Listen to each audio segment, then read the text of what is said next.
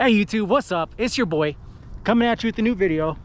What we're doing is the 64-degree head tube angle, 64 flat. That's what I'm doing today. And right now I'm going to give you my initial impressions. But first, real quick, while I have your attention, don't forget to hit the subscribe button, like and comment down below. Still trying to get to that 500 subscribers, so really need your help, guys. Hook a brother up. Just a little subscription. Now, my initial impressions, just riding around the parking lot, the bike feels just a little bit longer. I feel a little bit more centered in the bike, and it's the first time that I noticed when looking down that I can kind of see the top of the crown of the fork. So definitely she slacked out a little bit, right, at 64 degrees head tube angle. Just do this little first mile. You know, it's a good mix of climbing and some flow, and nothing real technical or anything yet, but going up to sun climb just like we always do. If I come across some sections that I think I need to visit with you guys about, I'll kick you guys in. But initial impressions, you know what, the climbing, I think because I'm more centered to the bike and it's kind of raked out a little bit longer, I didn't have that much wheel spin like I did, even less wheel spin than with the 64.5 degree head tube angle. Kind of weird about that. We'll see how it feels on the rest of the trail. Also, the suspension feels a little bit more active, but I suppose again that's because she's raked out a little bit. I was going to set up my suspension again, you know, recheck the sag points, but gosh, it just feels so good. I hate to move it, so I'm going to deal with it the way that it is. I'm going to watch my O-rings. I'm going to reset those and see how much travel I use, and determine if that's more or less from what I'm used to at the 64 and a half head tube angle. So here we go, 64 degree head tube angle. Okay, going up sun climb, not quite halfway there. And a couple things that I feel like I should note before I forget. With the head tube angle at 64 degrees, you know, it puts that tire out there a little bit further, you know, slackens the bike out. But I was thinking around the switchbacks that because it was going to lengthen the bike up, that it was also going to make it a little bit more difficult to do those switchbacks. But actually, I find being able to look at the tire and put that tire, since it's so far in front of me, looking at that tire and picking out my line a little bit more ahead of time, I actually find it easier in some of those switchbacks so far, going around. I don't find any fault or decline in that category. One thing that I do notice is, and maybe I should have set up the suspension, but it's definitely more active. It's definitely more active. And I could firm up the fork, and I could firm up the shock if I wanted to. But honestly, with that little bit of, it's a little bit more comfortable, I think, than having everything locked out whenever you're climbing. And I feel like I get a little bit more grip. And I haven't been tire slipping in the areas where I normally tire slip at, so that's kind of odd. I'm not sure what to think so far, but those are just a couple of things that I felt like I should have I should let you guys know about. So here we go, back up to the top, or keep climbing. Here we go. All right, this is one of those sections where it's a little bit tougher for me to do for sure. And if I didn't mention, this is actually my first time riding this bike at 64 flat degree head tube angle. So let's see how we do here on this bit of climb.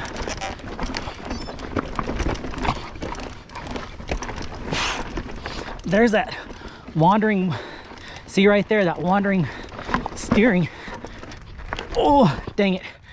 Got hung up just a little bit there. I didn't have enough power. I should have waited to say anything until I made it all the way past it. But did y'all see what I was talking about, that wandering steering wheel, or it just wants to kind of fight you a little bit, or it feels like it's unweighted?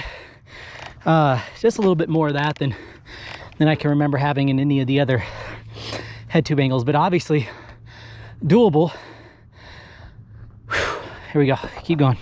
All right, just another note here. So, you know, when you're going downhill and you can feel that 29er is just eating everything up, and it's just rolling over everything so good and so easy, and it's just so stable. So in this head tube angle, while climbing, I kind of have the same feel where I can choose different lines, like more straight lines, because this wheel's so far out ahead of me and it's so slack that it just mobs, it just goes up like so much easier. There's a couple of step ledges back there that I could literally just kind of bump into and push right up over. And the other head tube angles, like I can do that, but it seems like it's a lot less effort in doing that. Now, with that being said, a lot less effort when doing that. The suspension is more active, and I don't know if it would change much if I set up the sag points, maybe a little bit, but I'm not convinced that I'm really that far off from what my sag points usually are. I'm usually set at about 25 in the front, 30 in the rear, and maybe I'm a little bit more, you know, maybe I'm like 32 in the rear and, you know, 27 in the front. I don't know, man, but I definitely feel like I got a little bit more action in the suspension for sure, but it's also slackened the bike out, and it's also putting me a little bit more centered. So hard to say, but I just felt like that was another thing that I should mention to you guys while I'm on the trail and I'm thinking about it. So let's keep going on up. This section here, I usually get quite a bit of wheel slippage. Let's see if I can stay.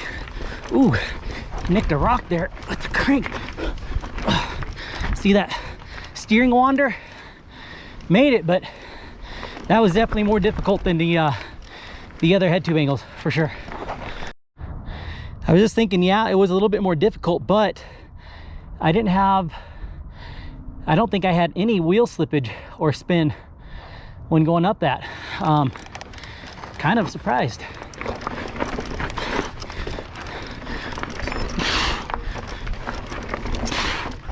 Oh, I don't usually make that on my first try. That ledge is really tall right there. That's pretty good. That's pretty good. All right, y'all, I'm here at the top of the summit. I want to give you guys my final thoughts about climbing. But first, I feel like I should let you guys, give you a little reminder. I haven't moved my seat. I haven't moved my handlebars. 29er front and rear. And I run 165 millimeter cranks. We're at 64 degree head tube angle, which means that bottom bracket is dropped 7 millimeters from the high setting. I did catch my pedals twice.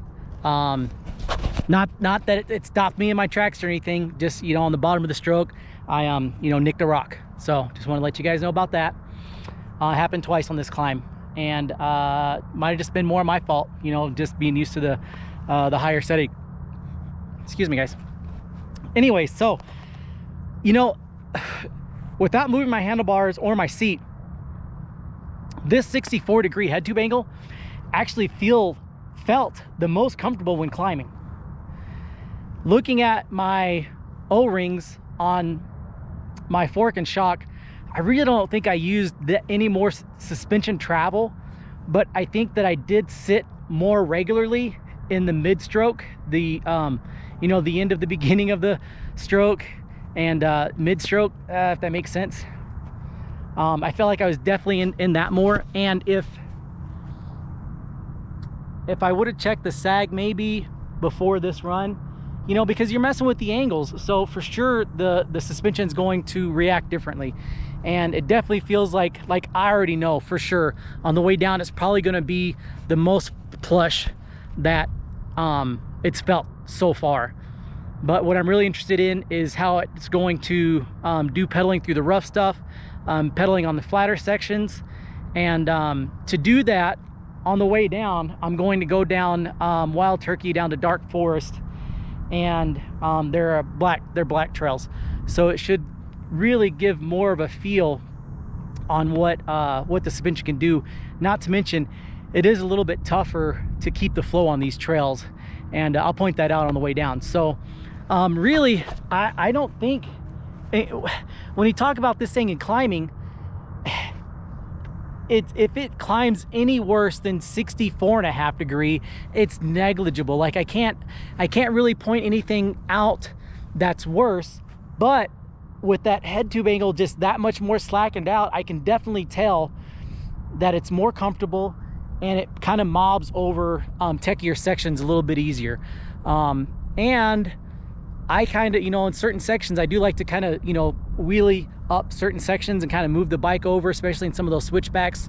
But the bike's obviously longer, it's slacker, but it really felt good and comfortable going around the switchbacks on the way up. So let's get going down, guys. I am ready to shred this thing and let you guys know what I think at the bottom. So let's go.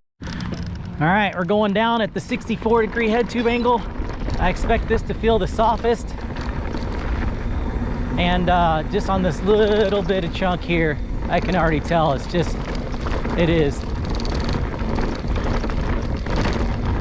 Definitely feel more in the mid stroke of the travel in the fork.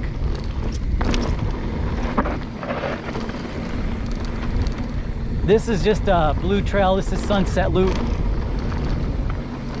Definitely feel like I've been mentioning on the way up. Definitely feels a little bit longer in the front.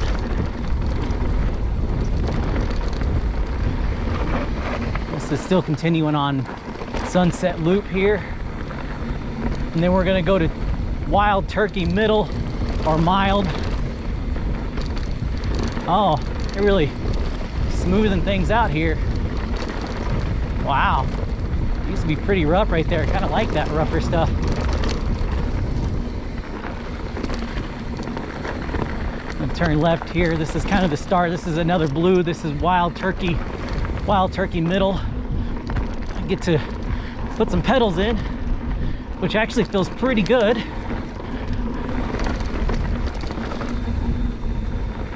Surprisingly good.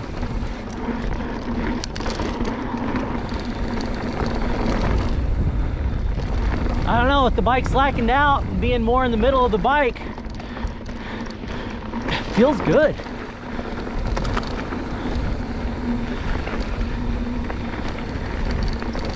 It feels different for sure. I'm not gonna say it feels familiar because with that 64, it does feel quite a bit further out there for some reason. I know it's only half a degree, but and my Norco is 63 and a half. Woo!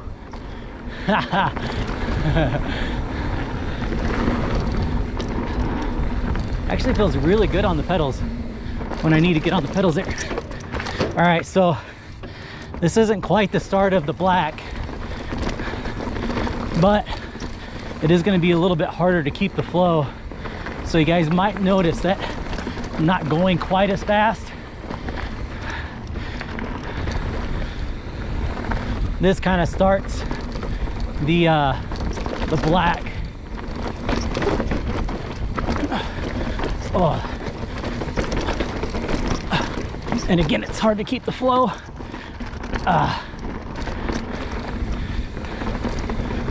This little cinder here. That felt good. That felt so comfortable. Even at 64, whenever I hit that, it doesn't feel as stable as that did.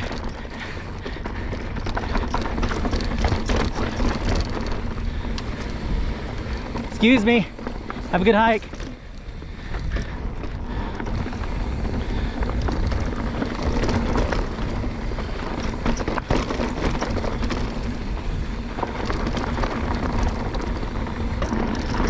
Some pedals in here.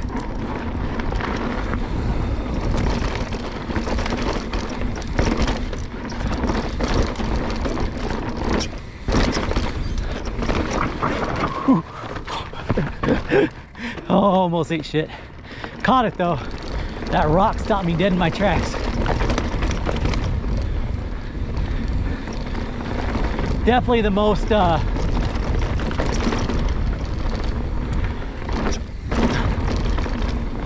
enduro bike feeling of it all, of all the settings. Like I just feel like I can just, like that right there, just mob over everything. The back end could definitely use a little bit more pressure.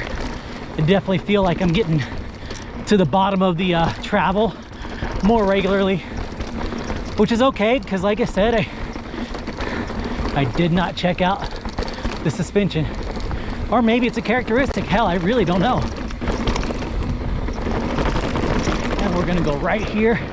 This is part of the dark forest. Set some really sketchy sand parts. I've ridden this part of the trail before. Some of you guys might have seen.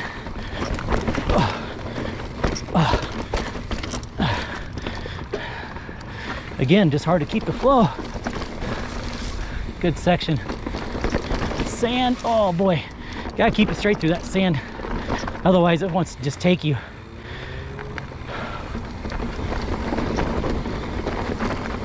Starting to know this trail pretty good. It is definitely one of the more techier downs.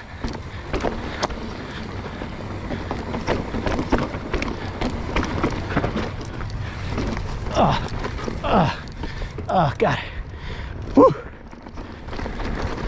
Just about done with all the techie stuff and black part of the trails. But so far, dude, this thing just eats for being a 160, 150. Oh, that one almost got me. I got it. Woo! I forgot about it. Got to talking to you guys. Really pretty good. Like, this feels the most like a plush enduro bike so far. Jump ledge.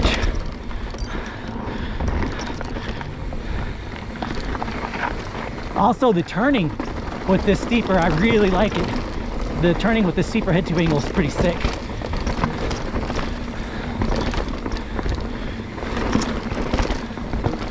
That's it. That's pretty much the end of the black, yeah. All right, let me give you guys my final thoughts about this 64-degree head tube angle on the descends, man. It is badass. It definitely feels like the suspension is most active than any other setting, any other head tube angle. It pedals really good even through the rocky stuff. You definitely have got to keep in mind that that bottom bracket is lower, and if you're running anything longer than me, you know, I'm running the 165 millimeter crank arms. If you're running 170s, 175s, oh boy, you better get used to checking that. But it still pedals really good whenever you got to get on the pedals. And I honestly think it's just because with it being slacker, it just kind of positions my body more in the middle of the bike. And you know, I think it feels the most enduro capable bike in this setting so far. So I can only imagine at 63 or 63 and a half that it's just going to get that much better. You're going to be that much more in the suspension. But I go to Trestle on Thursday. Today is Tuesday, and I think I'm going to leave it in this 64-degree head tube angle. I'm going to bring the stuff that I need to make it 63, 63 and a half. But I also got a mullet set up, and I've been dying to try that. So I also think I might set it up mullet style before I leave. We'll see. But it's that much more capable. It's more capable for sure, and more comfortable, more reactive in the suspension than the 64.5-degree head tube angle. So take that for what it's worth, guys. I think it's a really good setting, and if you're doing enduro racing, I think overall, in my conclusion, I think overall that if you're doing enduro racing on the regular and you still want to have a trail bike and this is your one and only bike, this might be the most this might be the best setting for that, for climbing and racing enduro. I think 63 and 63 and a half would be best case scenario served for park days. I don't know. I'm real curious about that, but I'm going to Trestle, and I don't know if I'm going to do mullet, if I'm going to leave it at 64.5 29er full setup. I don't know, man. I'm also bringing my Norco. It's 63.5-degree or 63.5-degree head tube angle. So I suppose on the days that we're going to be doing some gnarly double black stuff, maybe I should bring that bike. I don't know, guys. But what I can tell you is that this bike, the versatility of it is just, it's sick. It's second to none. You can't beat it. You can't possibly tell me that there's a bike out there that's more versatile and more capable than this bike. I'd love to hear your story. Leave a comment down below. Until then, guys, peace out. I hope you enjoyed the review. Go ride your bike.